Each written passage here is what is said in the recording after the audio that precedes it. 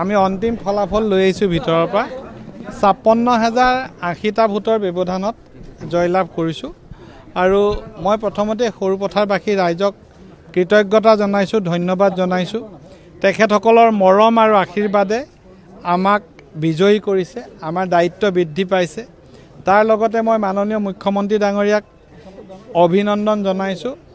সমগ্ৰ অসমতে প্ৰচণ্ড বিজয়েৰে পুনৰবাৰ ভাৰতীয় জনতা পাৰ্টীৰ নেতৃত্বত NDA চৰকাৰ গঠন কৰিব পৰাকৈ বা তাতকৈ বহুত বেছি আসন লৈ পুনৰবাৰ দায়িত্ব ল'বলৈ আগবাঢ়ি গৈছে।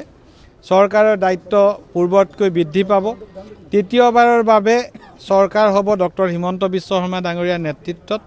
আমিও আশা কৰিম যে সৰুপথাৰ সমষ্টি অহা 5 বছৰত আৰু জিলিকি উঠিব, উন্নয়নে আকাশ চুব। আমি পুনৰবাৰ আমাৰ দলৰ প্ৰত্যেকজন কাৰ্যকৰ্তাক অভিনন্দন জনাইছোঁ আৰু ৰাইজক আমাৰ ধন্যবাদ আৰু সেৱা জনাইছোঁ। আপোনাক কিন্তু বহুখিনি হেৰি কৰিছে, ধনবল বাহুবল প্ৰয়োগ কৰিবৰ কাৰণে আপোনাক একো কৰিব নোৱাৰে, মানে ব্যৱধান বৃদ্ধিহে পালে যথেষ্ট। চাওক, ধনবল বাহুবল এইবিলাকতকৈ মানুহৰ আশীৰ্বাদ বহুত ওপৰত। বিৰোধী যিসকল প্ৰাৰ্থী আছে, বিৰোধী যিসকল নেতা আছে, তেওঁলোকক মই এটা অনুৰোধ কৰোঁ যে তেওঁলোকে প্ৰকৃত বিষয়টো হৃদয়ংগম কৰি আগবঢ়া উচিত।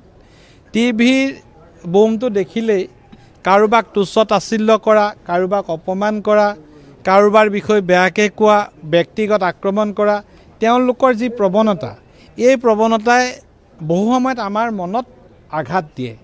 কেতিয়াবা কোনো কাৰণ নোহোৱাকৈ তেওঁলোকে আমাক ব্যক্তিগত আক্ৰমণ কৰে, মিছা কথাৰে আক্ৰমণ কৰে আৰু আমাক যেতিয়া আঘাত দিয়ে, আমাৰ লগত থকা সাধাৰণ ৰাইজেও মনত দুখ পায় যে এইবিলাক কাম কৰিব নালাগে।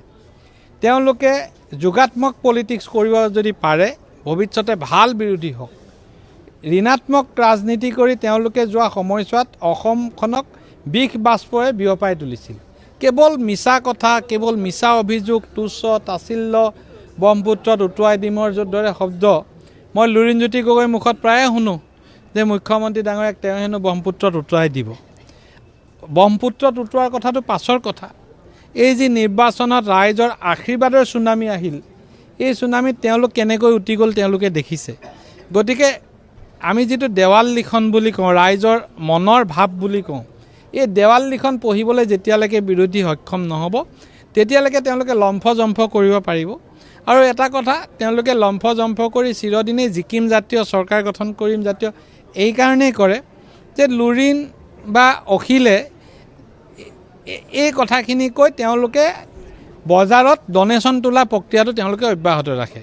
কাৰণ 10টা ইলেকশ্যনত হৰা প্ৰাৰ্থী এজনেও যেতিয়া ডনেশ্যন তুলি লাখ লাখ টকাৰ ডনেশ্যন তোলে লুৰিণজ্যোতি গগৈহঁতে, তেওঁলোকে বুজাই দিয়ে যে তেওঁলোকৰে চৰকাৰ আহিব।